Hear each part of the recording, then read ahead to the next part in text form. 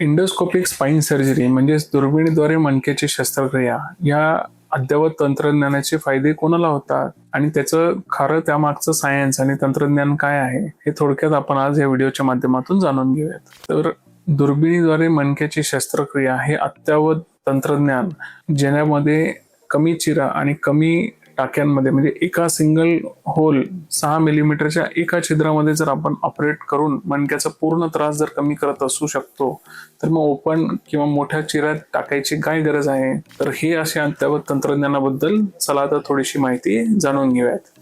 नमस्कार, मी doctor Gaurav Chamble, consultant neuro endoscopic spine surgeon, Chhatrapati Sambhajinagar.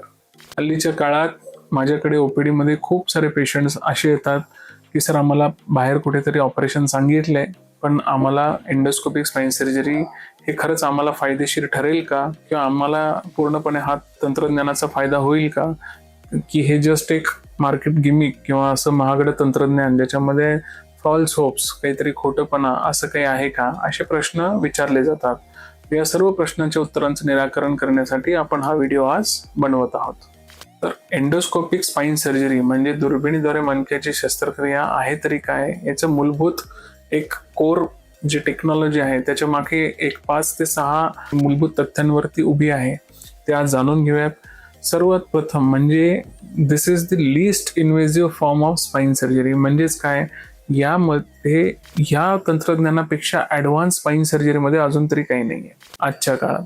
यामध्ये काय केलं जातं, दुर्बिणीद्वारे म्हणजे केवळ 6 मिलीमीटरच्या छिद्रामध्ये आपण मणक्यांची पूर्ण शस्त्रक्रिया पार पाडतो. एंडोस्कोपिक स्पाइन सर्जरी म्हणजे दुर्बिणीद्वारे मणक्यांची शस्त्रक्रिया याबद्दल थोडंसं जाणून घेऊयात. हा आहे तो एंडोस्कोप ज्याबद्दल आपण इतकी चर्चा करतोय. दुर्बीण म्हणजे काय, दुर्बीण म्हणजे मणक्यांच्या मध्ये हे दुर्बीण अशा प्रकारे मध्ये जाते आणि यामधून आपलं इन्स्ट्रुमेंट मध्ये जाऊन ते आपण कॅमेरा ट्रॉलीवर किंवा व्हिडिओ ट्रॉलीवर बघून आपण ऑपरेट करतो. तर याची खासियत म्हणजे हे फक्त एक स्लेंडर 6 मिलीमीटरची ट्यूब आहे ज्यामधून पूर्णपणे आपण मणक्यांची शस्त्रक्रिया यशस्वीपणे पार पाडतो. तर हा हाय एंड रिचर्ड वुल्फचा एंडोस्कोप हा जगात सर्वात जास्त इन्व्हेस्टेड आणि सर्वात जास्त अद्ययावत अशा प्रकारचे हे तंत्रज्ञान आपण इथे घेऊन आलेलो आहोत. तर मुळात एंडोस्कोपिक स्पाइन सर्जरी म्हणजे त्याचे सर्वात 5 ते 6 मूलभूत फायदे जे ओपन सर्जरीमध्ये आपल्याला जाणवतात की आपल्याला त्याची गरज आहे. म्हणजेच ओपन स्पाइन सर्जरीपेक्षा हे का अद्ययावत आहे हे आपण जाणून घ्या थोडक्यात. सर्वात महत्वाचं आहे कमी चिरा. म्हणजे काय, ओपन सर्जरीमध्ये 5 ते 6 सेंटीमीटरचे कट असतो, यामध्ये फक्त 6 मिलीमीटरचा कट असतो जेणेकरून आपल्या नॉर्मल अवयवांना, मसल्सला, बोन्सला डॅमेज होत नाही. त्यानंतर विजन म्हणजे जेणेकरून आपल्याला जर एखादी वस्तू व्यवस्थित आणि झूम करून दिसत असेल तर त्यामध्ये होणारी इजा ही ओपन शस्त्रक्रियेपेक्षा 10 टाइम्स लेस असते, कारण की यामध्ये 10 टाइम्स जास्त झूम केलेलं असतं. त्यानंतर आहे रक्तस्राव. ओपन सर्जरीपेक्षा याच्यामध्ये फक्त हार्डली 1 किंवा 2 ml एवढाच रक्तस्राव होतो. आपण आपल्या पूर्ववत कामांवर ओपन सर्जरीपेक्षा निम्म्या म्हणजे अर्ध्या कालावधीमध्ये आपण आपल्या कामांवर रुजू होऊ शकता. त्यानंतर याची ॲक्युरसी ओपन शस्त्रक्रियेपेक्षा 10 टाइम्स किंवा 15 टाइम्स आपण जास्त म्हणू शकतो आणि याचा सक्सेस रेट देखील ॲट पार आहे आणि नियरली 100% आपण म्हणू शकतो. याचे सर्वात इम्पॉर्टंट तंत्रज्ञानाचा फायदा हा आहे की याची ॲक्युरसी. यामध्ये नसांना होणारा डॅमेज किंवा होणारी इजा जी आपल्याला भीती असते की आपण मणक्याच्या शस्त्रक्रियेमध्ये नसांची डॅमेज होऊन पॅरालिसिस होऊन जाईल का, तर ही रिस्क या शस्त्रक्रियेमध्ये नाहीच्या बरोबर गृहीत धरली जाते. एंडोस्कोपिक स्पाइन सर्जरी या शस्त्रक्रियेचा सर्वात जास्त फायदा कोणाला होतो, या शस्त्रक्रियेचा सर्वात जास्त फायदा होतो खालील कॅटेगरी मधल्या लोकांना. सर्वात प्रथम स्लिप डिस्क म्हणजे मणक्यातील गादी सरकणे. आपण इथे बघू शकता, आपण वारंवार या विषयांवर चर्चा केलेली आहे. शियाटिका, स्लिप डिस्क हे सगळे होणारे जे आजार आहेत तर यामध्ये मणक्यातील गादी जर आपली बाजूला सरकली आणि त्यातून एखादा द्रव्य पदार्थ जर बाहेर आला आणि जे आपल्या पायातील नसांवर दाबत आहे तर अशा वेळेस आपण दुर्बिणीद्वारे ते जाऊन फक्त जेवढं ते द्रव्य पदार्थ जी डिस्क तेवढा भाग बाहेर आलाय तेवढाच आपण दुर्बिणीच्या मदतीने काढून टाकतो, जेणेकरून बाकी नॉर्मल डिस्क आणि नॉर्मल गोष्टींना हात लागत नाही आणि त्रास होत नाही. त्यानंतर स्टिनोसिस म्हणजे स्पायनल कॅनाल स्टिनोसिस, मणक्यातील नस जाण्याचा रस्ता बारीक होऊन आपल्या दोन्ही पायांमध्ये मुंग्या किंवा दोन्ही पायांना चालताना तोल जाणे, थोडं चालल्यानंतर बसावे असं वाटणे, अशा पेशंट्समध्ये स्पायनल स्टिनोसिसमध्ये एंडोस्कोपी हे अत्यावत आणि अत्यंत महत्वाचे असे तंत्रज्ञान ठरलेले आहे. यामध्ये आपण 6 मिलीमीटरच्या छिद्रातून एका साईड न करता, केवळ एक साईड न करता दोन्ही साईड आपण पायांच्या मोकळ्या करतो.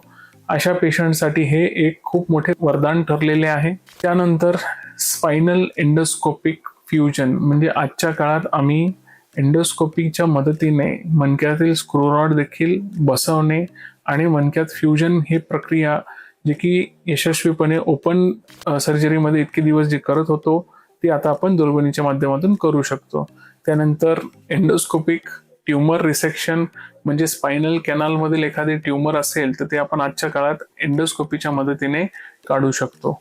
त्यानंतर एंडोस्कोपी हे फार मोठे वरदान ठरले आहे ओल्ड एज पेशंट्स म्हणजे जे की वयोवृद्ध लोक आहेत ज्यांच्यामध्ये शुगर, बीपी, थायरॉइड अशा प्रकारचे आजार असतात. त्यानंतर हाडं ठिसूळपणा, ऑस्टिओपोरोसिस असतं. अशा परिस्थितीमध्ये ओपन शस्त्रक्रिया क्वचित प्रमाणात रिस्की आणि घातक अशी ठरते. या पेशंट्समध्ये आपण दुर्बिणीच्या माध्यमातून जो काही प्रॉब्लेम आहे तो पूर्णपणे सॉल्व्ह करू शकतो. त्यानंतर सर्वात महत्वाचे आहे रिकरंट डिस्क म्हणजे एकदा ऑपरेशन झाल्यानंतर परत जर पेशंटला स्लिप डिस्क हा आजार होत असेल किंवा वारंवार तो त्रास होत असेल तर आपण दुर्बिणीच्या मदतीने त्या जागेतून न जाता नवीन व्हर्जिन कॉरिडॉर म्हणजे नवीन जागेतून आपण जाऊन आपण मणक्यातील शस्त्रक्रिया यशस्वीपणे तो दुर्बिणीद्वारे करू शकतो.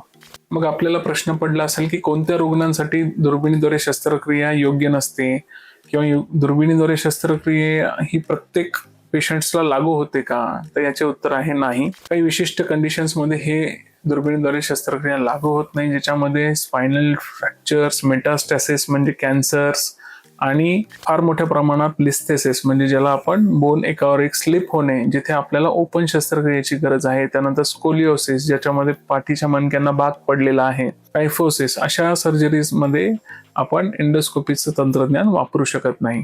तर एक लक्षात ठेवा, दुर्बिणीद्वारे मणक्याची शस्त्रक्रिया हे जेवढं आजच्या काळात अद्ययावत तंत्रज्ञान आलेलं आहे यामध्ये सेफ्टी ही नक्कीच पूर्ववत सर्जरीपेक्षा जास्त सेफ म्हणून मानले जाते.